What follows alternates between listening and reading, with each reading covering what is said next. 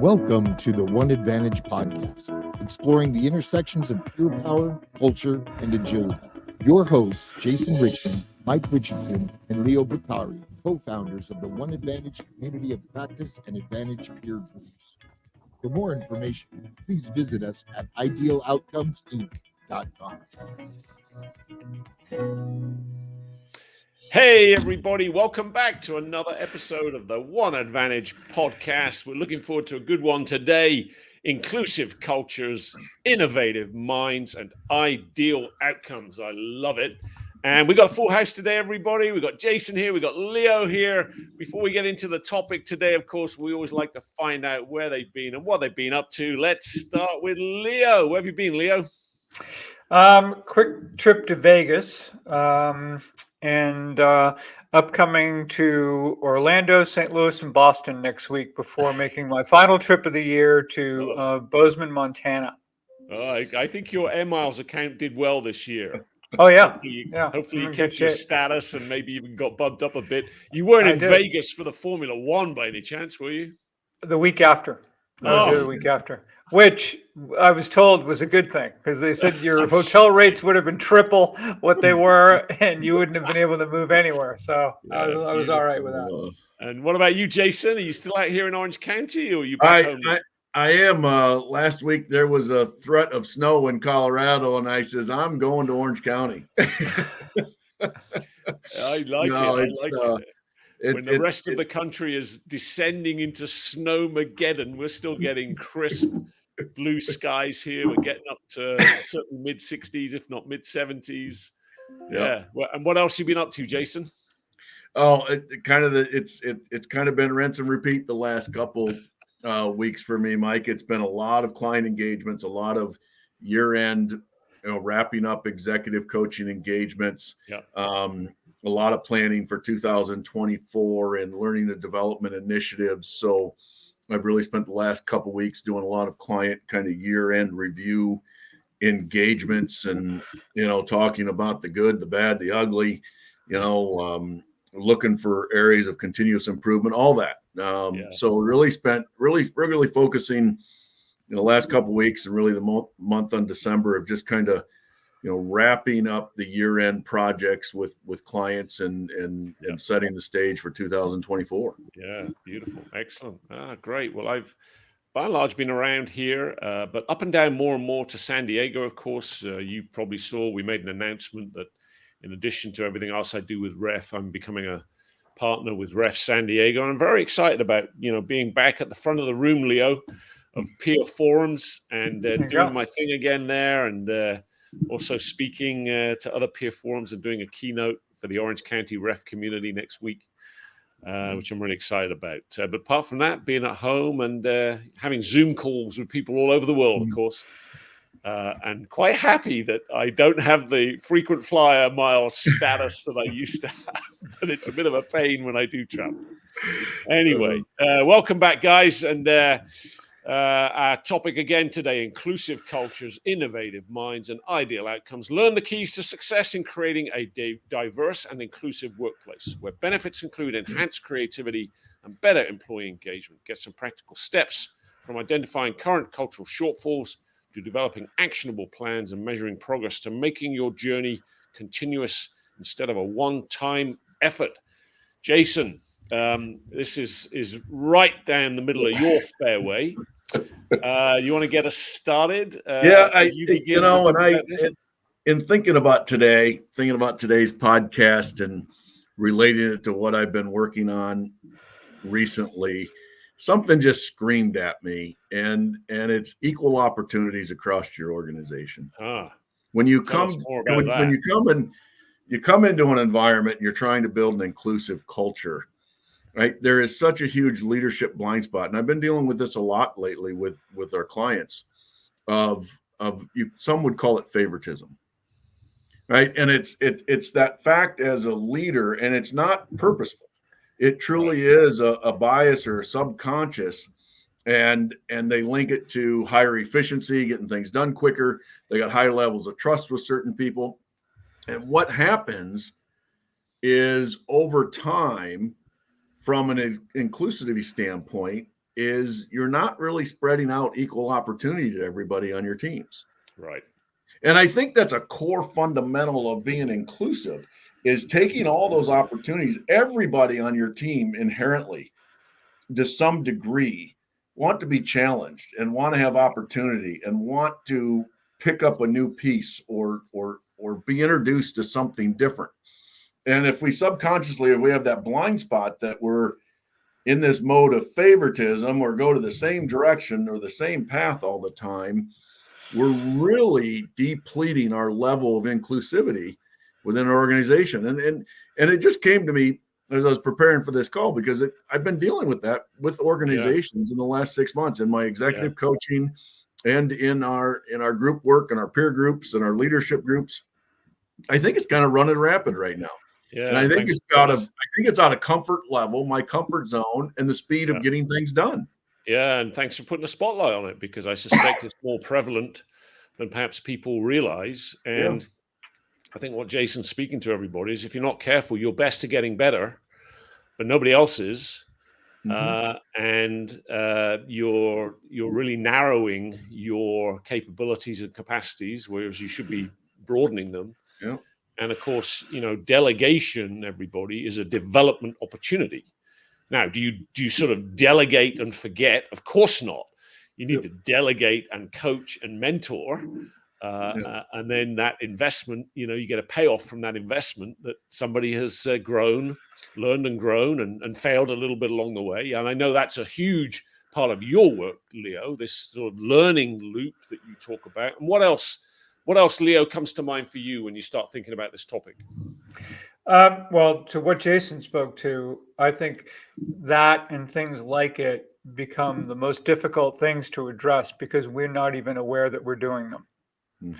And unless we take time to reflect and to be intentional about these things. And I think for me, when I think about 2024, intentionality really rings and really comes forward as a key word and a key concept that we have to think about. If we want anything to get better, we could cross our fingers and hope for the best, or we could actually be intentional and disciplined about these kinds of things, so that we don't fall into the behaviors that Jason talked about, whether it's that issue or many other things with our, we take things for granted. We make assumptions. We assume, oh, we're all on the same page, or we're all, this, that, or the other, or we don't realize that I was doing something in a way 3 months ago, and I've kind of fallen off my game a little bit in the last 3 months, right? So I think when it comes to especially this issue of inclusivity, and really being intentional about making sure that you are tapping into all of the gifts that surround you in your organization, it'll be better for you and everybody. Yeah, and what unwrapped gifts do you have in some of your people, right? Where the gifts that they can potentially bring over time are still hidden from you, and how do you bring them out? One of my favorite sayings to people when I was a CEO, everybody, is a CEO's job is to discover the bigness in everybody and bring it out. And because I believe everybody is bigger on the inside than they seem from the outside. And that's what a leader's job is to get it to come out to the outside. Go ahead, Jason. I think you were going to pile in there. Well, I was, and it's still right in Leo's swim lane here. But we've talked about this before several times about how organizations, how much they spend and focus on the client experience, which, by the way, is very, very important. Your client experience impacts your business, your retention, and everything. But an area in today's world, hybrid workforces, more remote workforces, higher level of diversity, that employee experience has to come into play. If you're going to have a level of inclusivity, you have to be focusing on that employee experience. And one way, and we're doing it across the board with all our clients, is really focusing on employee resource groups. Right. Diverse employees coming together, supporting and encouraging projects, supporting resource groups, building cohorts of learning, and using those cohort relationships to grow and to mentor and to innovate, together cross-functionally. So again, you try to build this environment, not only creating equal opportunities, but allow those opportunities to naturally grow and come up through the ranks through dedicated resource groups of like-minded people cross-functionally. I think that's a piece we've been concentrating that a lot this whole year in 2023. It's making major headway, and we're going to continue with it in 2024. Yeah, I was in a peer forum, a ref peer forum in San Diego the other afternoon. I think it was Wednesday. We're forming a forum for not-for-profit CEOs, and we had a number of them there. And we were processing a case, and we got to one of your favorite concepts, Leo, is you got the verticals, but you need the horizontals to bring strength to the scaffolding kind of metaphor. Right. And we spent a lot of time talking about the horizontals and how do we have more intentionality, as you just mentioned, about the horizontals and what you're just saying, Jason, getting the chemistry of those horizontals to sort of ferment together and tap into the power of peers and all of that kind of stuff. And when you were talking about intentionality, Leo, I've got my golf top on here because the moment we're done, I'm bolting out the door to go play 18 holes with my son. Sure. And because in every other walk of life, everybody, we understand that we're not going to get better unless we practice. Yeah. You get better by practicing, which means you're going to make mistakes, which means you're going to have some mishits. I'm never going to be as good as Leo. Leo's a really good golfer. Except if I allow myself some mulligans, I might have a fighting chance when I net the mulligans out of my score. So I'm very happy to have mulligans and just try again. I have to be willing to fail and to practice. And that's how we grow those horizontals in our business. And we develop our people.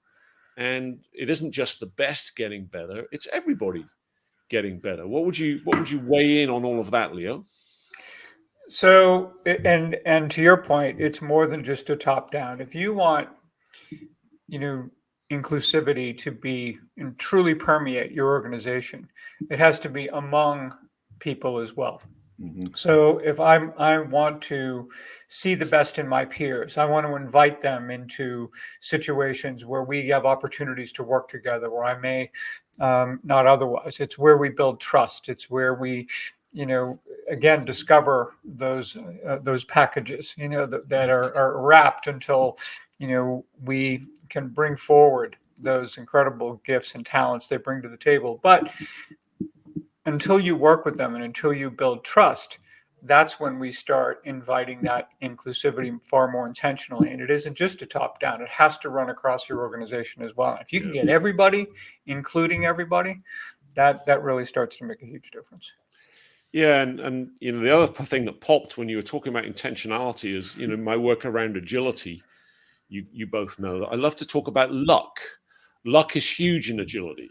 And sometimes, right, we'll go visit a CEO's place of, factory or office building or whatever it is, and there'll be other CEOs there, and they'll perhaps notice the buzz, they'll notice the team, they'll see this sort of stronger, horizontal, broader base, bench strength of capabilities and capacities in the team, and one CEO might say to that CEO, "Oh, you're lucky that you've got such a broad-based, strong team.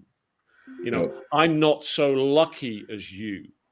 It's got nothing to do with luck, everybody. It's not about good luck or bad luck. It's about good intention and investment and practice and accumulating and compounding over time your development and evolution and strengthening of your team so that you end up in that place where people are pointing at you saying, "Wow, you're really lucky." It's got nothing to do with luck. What would you add, Jason?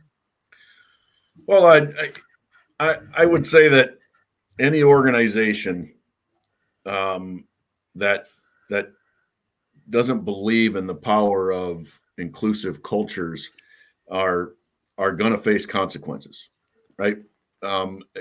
There is study after study and research after research inclusivity drives results. And if an organization has consequences by being non-inclusive, then I think that zero tolerance to the kind of the behaviors that create non-inclusivity need to be in play. I mean, there has to be consequences for leaders and groups and executives that, you know, do have these biases, that do have discrimination or harassment issues, or you know, that are going against the process or the initiative of being inclusive. Right? It can't just be talked about. It can't be a poster on a wall. Yeah. Right. It has to be followed up with actions and behaviors. Yeah. And I think a really inclusive culture has that level of zero tolerance and consequences built into it. Yeah. Yeah. I like that. Yeah. Leo, what else would you throw on the fire here? Yeah, just you know, this idea of investing in our employees, right, and how important that is. It reminded me of one of my favorite quotes where some CEO was complaining. He said, "What if I spend all this money investing in my employees and then they just leave?" And the person says, "Well, the alternative is you don't invest in them and then they stay, right?" So, but again, it's more than just that. I'd like to be able to ask employees, "What have you done to invest in your coworkers? How have you done that? What does that look like? How are you helping one another? How are you inviting people into projects? How are you tapping into and accessing, you know, all the resources around you in a way that makes the, you know, that this is where you make the whole larger than the sum of the parts, right?" So, yeah. Yeah. Well, the word Jason comes to mind is curiosity. Yeah, right? Jason is off to the annual Dale Carnegie convention next week in Scottsdale, and that Alan Mulally is the keynote speaker, and so this will be a chance for Jason to actually meet Alan, given that Alan, you know, gave us a quote for the front cover of our book and reviewed our chapter and all that.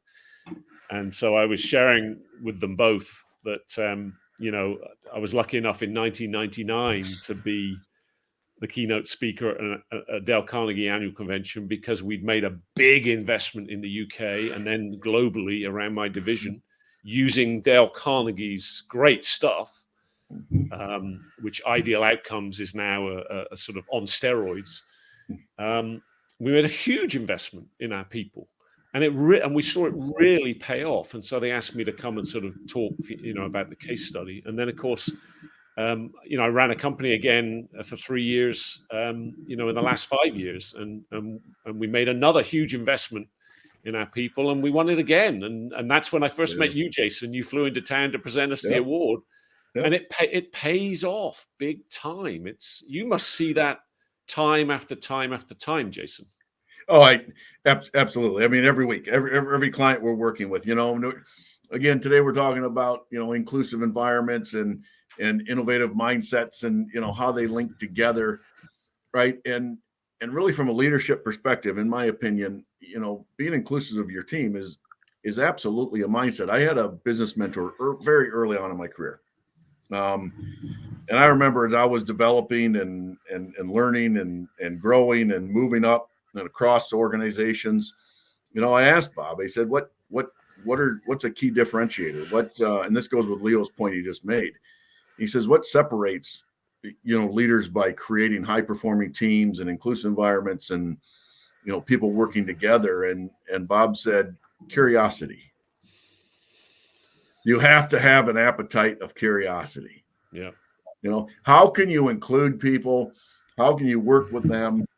How can you delegate to them if you're truly not curious about who they are as an individual and the world they live in and the world around them? Yeah. And that's one of the life lessons or turning points in my career was that conversation all around the power of having curiosity around the people, regarding the people you're around every day. Yeah. Yeah. And curious about how other departments look at this issue, curious about how other personality types look at this issue, curious about how other people with other experience bases look at this issue, maybe even people outside of our, you know, normal comfort zone and domain and solution set, right? Let's go talk to people from completely different walks of life and how they look at this issue. That's the power of a peer group, isn't it, Leo? When you get that you get that sort of 360-degree rounded view from a very diverse, inclusive process of perspectives, then you end up shining a light from so many different angles that there are no blind spots left. What else would you say, Leo? Well, this is where you get back to intentionality, right? It's one thing to say people should include people and ask questions and be curious and all that.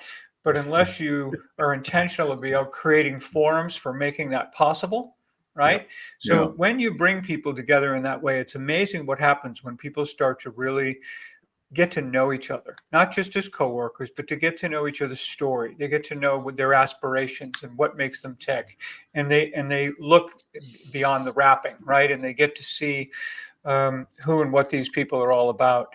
And when you think about it from the perspective of learning and development, it provides a mechanism for operationalizing learning, because whether it's micro learning or we have day offsites or whatever happens to be, we can get a lot of great content. And then what happens? We have to go back and we get sucked back into all the things we missed while we were gone doing all of our learning. And we get back into this frame of mind of just having to get our jobs done. Everyone gets dispersed, and you don't have an intentional way of bringing people together, where peer groups are hardwired to benefit the individuals. Teams are for a collective effort or a shared work product. So when you get people coming together and saying, hey, of all the stuff we learned, what's the one or two things that together, what if we focused on that? Because we think if we did these one or two things, they could be game changers for us. But now you can put them in a place where they can actually make things like that possible. Otherwise, left to their own devices, it's not going to happen. So this is such a great way to include everybody. Yeah, I couldn't agree more. And, as you were talking, I was thinking about, how many times do we take teams off-site to do a ropes course, or to go drive go-karts, or go on some other, jolly together, which, of course, it's nice to do every once in a while. But you know what? I would much rather, if I'm trying to build a team, I would much rather put them in a peer forum than take them on a ropes course. And that takes me back, Jason, to when I was a Dale Carnegie instructor for a few years. And I did the Dale Carnegie program, back then, the 12-week program. And I loved it, absolutely loved it. And people would ask me, they would say, isn't that a public speaking course? And I would say, actually, no. I said, it's a self-confidence course. And I said, think about it like this. I could take you on, an offsite, and I could march you up a mountain, and I could march you back down again, and as a team building exercise. I said, but once you're off the mountain has no value to you. Mm-hmm. The mountain we choose in Dale Carnegie is called public speaking. For most people, that is a mountain. It's the biggest fear they have in life. So we're going to march you up that mountain and march you back down again. And in the process, you're going to become so much more self-confident. And the mountain has value to you because you will also have developed your public speaking skills. So going back to the peer forum, I would much rather put people in a peer forum where they're going to get value out of the self-confidence that emerges from the process, but they're also going to get value out of the content of what gets discussed in there, and what issues surface in there, and what epiphanies and ahas and perspectives they gain in there. And you get the fantastic march you up a mountain, march you back down again, team building that just naturally evolves from anything like that. What would you add, Jason? To me, you just summarized the definition of continuous learning. Yeah. Right. It's very difficult. It's very tedious for an individual to continually try to learn something on their own every day. Yeah. Right. And it gets tiring to be focused on continuous learning. If you're really tapping into the people around you and you're in an inclusive environment, learning comes easy. Yeah. Right. If you're and you can do that in a remote workforce. If you go into work situations and meetings and with the mindset and the attitude that regardless of the outcome of this, I'm going to learn something, right? That lesson you learned, or that piece that you learned, has the value that you're talking about. Yeah. And it drives growth and promotability and credibility. So it really summarizes that whole aspect of continuous learning every day. Yeah. What would you add, Leo? You know, we learn better when we learn together, period. I mean, again, social learning theory has decades in mountains of research, if you will, to go back to your metaphor there, Mike, about, how, and how and why it's so incredibly valuable. But I think beyond that, in a peer group setting, it's more than just about learning things more thoroughly and more deeply. It's about giving one another that courage and that confidence and that encouragement to try things and to really bring it forward, which is why these groups can be so powerful. This is where they operationalize this. Yeah. They have the confidence, as you pointed out, to do it, but then they have that encouragement to actually make it happen. Yeah, I'm doing a totally virtual mini peer forum experience right now for a global community that is home based in the UK. So there's a lot of people in the UK and London. There's some people in Europe. In theory, there'll be people all over the world, but it's mostly skewed that way so far. It's 2 hours once a week. And for one of those hours, we do a full-blown case or issue processing that one of the members brings as, this is very real for me right now. And we spend an hour going through the methodology, and we prepare everybody beforehand. And we were doing the preparation yesterday morning with the lady that's bringing the case next week. And unprompted by us, we asked her, so how's it been for you so far? And unprompted by us, she said, I get so much value out of processing other people's issues. That was such an unexpected benefit. And you've spoken about that many times, Leo. You call that collateral learning, I believe, not just the sort of direct learning of I'm coming to this program to learn X, Y, and Z. It's the collateral learning of A, B, and C that I also get in the mix that I didn't expect to get. Can you comment a little bit more on that? Yeah, you may go to a meeting for one purpose and you get all these unintended lessons, all these accidental lessons, all these collateral learning opportunities. And also by participating in these cases the way she does, she's also probably not even realizing quite yet that she's honing her skills at being present, at being a better listener, at asking more precise questions, at, again, not jumping to conclusions, making assumptions, rushing to judgment on things. And it's so interesting how the more you do that, the more you walk away and go, I not only learned all these things I came here to learn, but I'm way better at all these other things now, or I learned other things that I have absolutely no idea. Because, just like my golf game, everybody, my golf game needs a lot of practice. It does. I admit it. Just like my golf game, leadership needs a lot of practice. It just doesn't come by accident. It comes by design, through work, through intentionality. And as you said, Jason, continuous learning, right? What would you add? I would say any leader in any organization, an inclusive workforce should be a priority for them. And guys, I feel strongly about this. It starts with mindset. We got to self-reflect, take a look, make sure we don't have any biases or hidden faults there, and start with your mindset and make it a priority to include everyone on your team.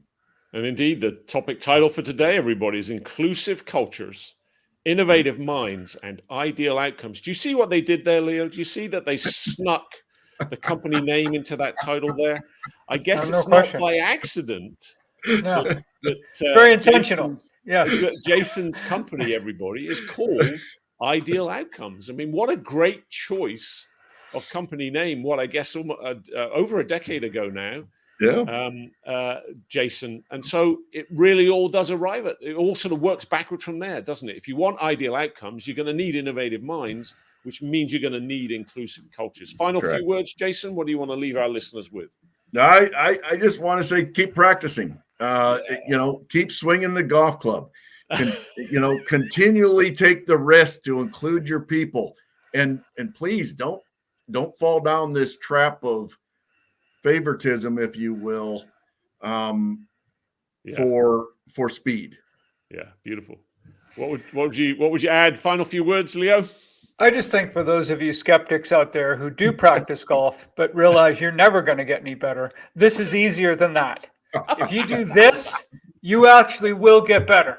So I am getting fractionally better with my golf, and Mulligan is my best friend. Thanks for being here, everybody. Another episode of the One Advantage podcast. We look forward to having you with us again next time. Thanks for listening to the One Advantage podcast. If you liked this episode, please consider helping us by rating us wherever you listen, spreading the word, having us as a guest on your podcast or webinar, and mentioning us in social media. Find us at the One Advantage podcast, where you can get more information about us and this episode. Thanks again for listening, and we look forward to more great episodes to come.